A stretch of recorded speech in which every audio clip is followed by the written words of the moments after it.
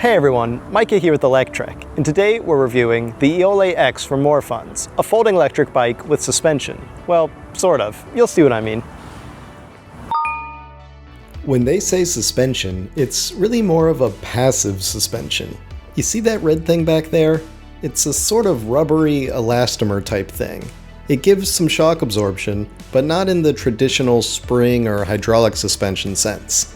Even so, when you're out riding city streets, you'll be glad to have something other than a totally rigid bike under you. But there's more here than just some pseudo-suspension. Let's take a tour around the bike. Powering things is a 350 watt rear hub motor, though if you get the European version of the bike, then you'll have a 250 watt motor. There's no torque sensor for smooth pedal assist like on the Eole S I previously reviewed, because the Eole X here uses a cadence sensor instead. The pedal assist is still fine, and you get 5 levels, plus you get an 8-speed Shimano Altus derailleur in back to run through the gears if you'd like, but a torque sensor could have been a nice addition, especially at this price, which we'll get to shortly. Continuing on, we've got the battery hidden in the seat post. It's a 360 watt-hour battery, though there's an option for a 500 watt-hour battery if you want to upgrade. The base model doesn't come with a locking seat post, so you'll need to take the seat with you when you park, unless you want to pay an extra $60 or so to get that seat post lock.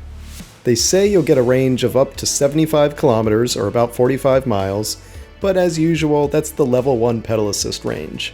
On throttle, you should expect barely half of that range. Speaking of which, you actually get a throttle, though it's this slightly odd-shaped thumb throttle on the right handlebar. The slim design could be a nice improvement though, since it takes less space on the bars, but it also takes a bit of getting used to. If you've got the European version of the bike though, you won't have to worry about that because you won't have a throttle.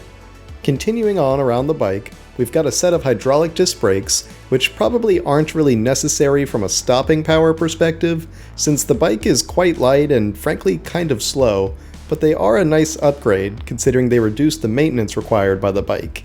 And when I say slow, I mean 18 miles an hour or 30 kilometers per hour, though that's on this North American version. You'll get an even slower 15 miles an hour or 25 kilometers per hour on the European version. I guess America wins again. Anyways, that about wraps up the components. You've also got 20-inch tires, included LED lighting, and included fenders, plus of course the whole thing folds up into a cute little package that you could probably slip under your desk at work or hide in a closet in your small apartment. When it comes to value though, here's where I'm kind of torn. The bike is priced at 2,199 euros, which thanks to a super convenient exchange rate right now, is approximately equal to 2,199 US dollars. At that price, I don't know guys. I mean, it's a nice bike. It rides well, it's fairly light at just 19 kilos or 44 pounds, it's even got some nice parts. But 2,200 bucks? That seems way too high for what I'm getting here. Shoot, I could get Electrek XP Lite folding e-bike for less than half of that. Yeah, it doesn't have the fancy brakes or a few other nice things this bike does, but when it comes to value, I just don't really see it here. The only type of rider I'd probably recommend this bike to is someone who really likes this frame design and who wants a seat post battery that they can easily slide out and take with them as a combined form of seat and battery anti-theft mechanism.